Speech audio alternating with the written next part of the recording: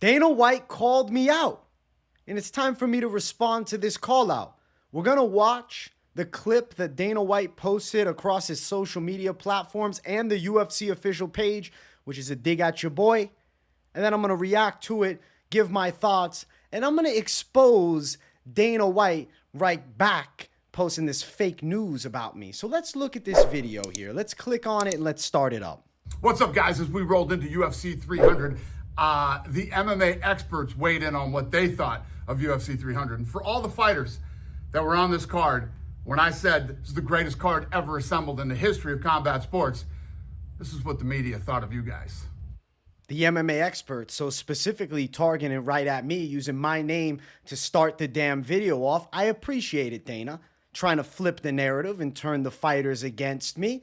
But we'll get to my actual reaction to everything in a second. I'm not going to sit through the whole thing. What I want is specifically my part. It was a lot of people's negative takes on UFC 300, and here's your boy's piece. Excited, and I don't think anyone else really cares. UFC 300 will be a disaster. Are you? They clipped me up beautifully in that. Clickbaited it, made it look like I was saying 300 will be a disaster in fight week. I love how they brought the emphasis of bringing the camera closer clip by clip. I'll be honest, with the whole thing, I think my segment was the most intense. And because MMA experts was the name used to call all of us out, the whole MMA media / YouTube / hardcore fan / YouTuber community, I had to make a response video because I'm not going to take this one laying down. That video clip that they used to me was from when? December 28th, 2023. A little bit under 2 months before the UFC 300 main event was announced. Now, a little bit over a week before the main event was announced, Dana White dropped this clip on the Full Send podcast. Let's listen to it. Everything that everybody thinks about UFC 300 right now literally could all change tomorrow. Why is that? Because he gave us a crazy hint. We're thinking some madness is going down for 300. it's crazy the that's going on right now. Is John Jones involved at all? No? No. At least he told us Jones wasn't involved, which he wasn't. Now, this is an important part right here. Right here. Right here. Everything changes, as he said. What weight division? I know what I'm trying to do. But what I'm trying to do and what are going to happen there could end up being two completely different things unless I completely fucking change everything. He hinted completely changing everything. Completely changing everything to me means adding a new division to the sport, bringing a super fight that none of us ever expected to relevancy. Now, I was underwhelmed with the UFC 300 main event when it got announced. I did a video reacting to the official announcement. It was February 18th, and I said, I think it's a disappointment. Yeah, Dana trolled us because he led us to believe that he had something insane planned for the main event. A rabbit in the hat. Conor McGregor, Khabib, some kind of super fight that we couldn't even fathom.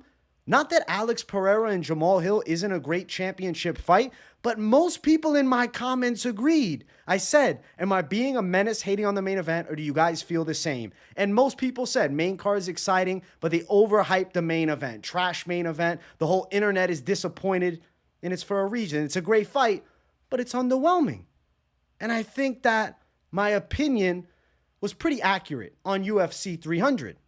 Now, how it ended up turning out, how the card ended up going, a little bit different than maybe my initial thoughts of just looking at it on paper. It turned out to be an epic card of extremely good magnitude. It was awesome. I loved UFC 300. I literally said that the week leading up, and like hardcore followers of the channel know, as we got closer to 300, I was hyping it up throughout. I just said it didn't have maybe the super fight of super fights that was teased. I mean, we got fondled in the balls a little bit to expect that we're going to get some crazy matchup, and instead we had an epic card.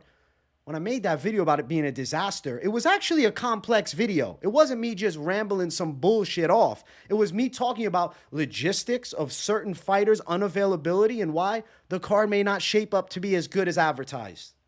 Did I expect Jamal Hill, Alex Pereira? Maybe not.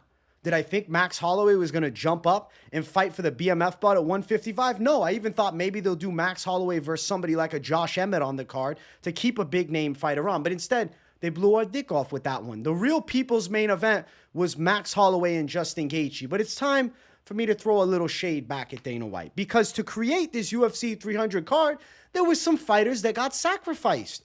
Jamahal Hill, for one.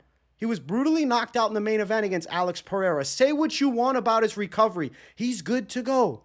12 months normally for the Achilles injury. He's back in the cage, 9-10 months after? Normally that injury takes 12 months to fully recover and then a camp there afterwards. He was training injured for this UFC 300 fight. He chose to take it, and it's great that it happened. It ended up being an epic moment for Alex Pereira with one of the sickest knockouts of all time. But Jamahal Hill was used as a pawn here, as he had to be. It's how the game goes. It's a business. I understand. I get the game. What about Charles Oliveira? He was supposed to fight Makhachev for the belt. Unfortunately, had a cut over his eye, was unable to fight. Matchup didn't happen. Volkanovski stepped in, and that matchup came through. But Oliveira was promised he's next for the belt. He got past Dariush. He's next for the belt. Instead, it was, okay, how about this, Charles? You win at 300. We're giving you a title shot now. And then it ended up being the winner of Tsarukyan and Oliveira would be granted a title shot against Islam Makhachev. But they'll say, oh, Tsarukyan was offered the title fight immediately after UFC 300. So he was offered 6 weeks to prepare for Islam Makhachev, which is suboptimal in my opinion.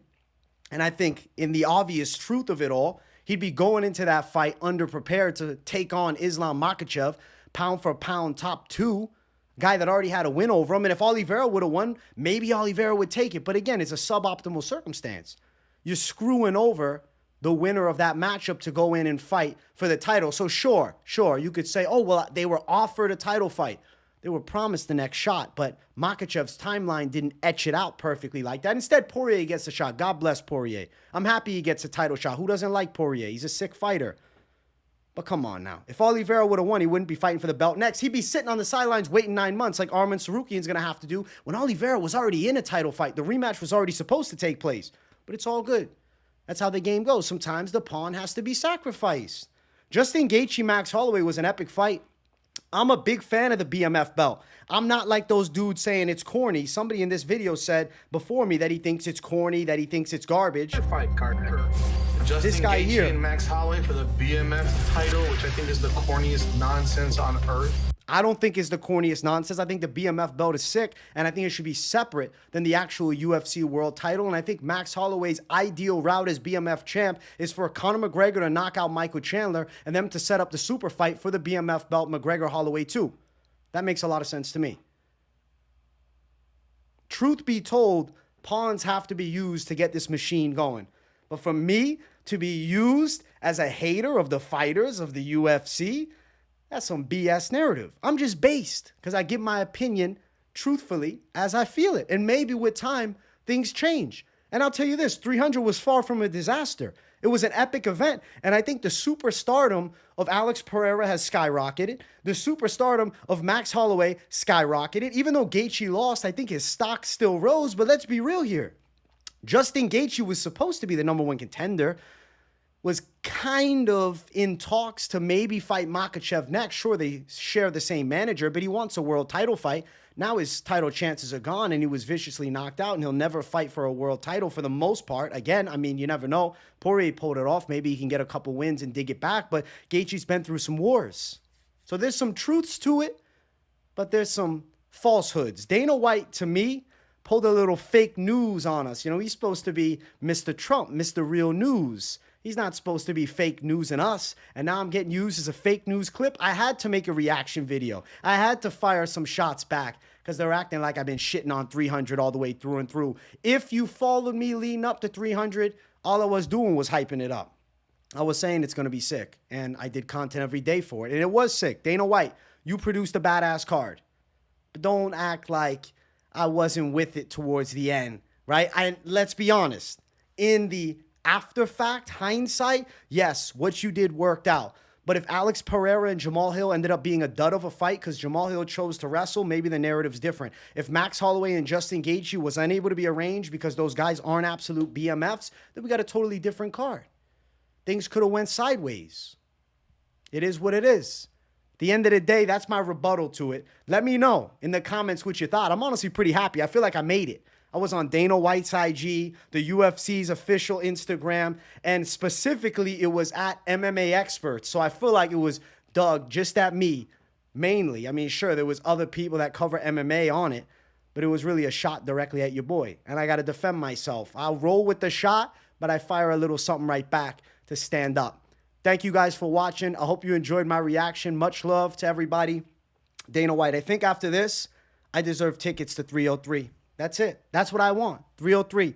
Give me tickets with a little mic set up so I can do my fight companion cage side. I appreciate you all. Smash the likes if you haven't. Content every day. Keep it locked in on the channel. Make sure to subscribe if you're new. Base takes, honest content, and top tier predictions. You know where to keep it right here. And oh yeah, before anybody shits and saying I'm not an MMA expert, because I know people like to talk their crap, I did sweep the main card prediction-wise. So, hey, little brag to finish it out.